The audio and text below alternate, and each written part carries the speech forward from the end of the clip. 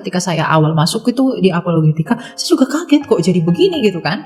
Pasti ada ketakutan juga, tapi seiring berjalannya waktu, belas kasih Tuhan itu menyatakan dan menuntun kita kepada apa yang Dia mau. Dan pada akhirnya kerendahan hati kita itu, ketika kita mau tahu apa yang Tuhan mau dalam hidup kita, itu membawa kita kepada kekuatan itu.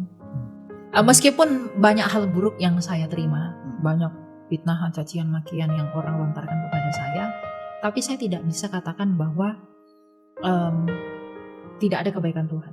Kebaikan Tuhan justru di dalam semuanya itu saya rasakan lebih banyak. Saya minta kekuatan sama Tuhan. Dia bawa saya kepada hal-hal seperti ini. Ya itu proses itu begitu. Jadi pada akhirnya saya mengerti bahwa ya hidup kita itu adalah tentang bagaimana kita dimurnikan. Sekalipun saya tidak murni sama seperti orang-orang yang bagaimana, tapi itu prosesnya sampai kepada Pengkhotbah 3 ayat 1. Segala sesuatu ada waktunya dan semuanya akan indah pada waktunya. Saya beriman kepada ayat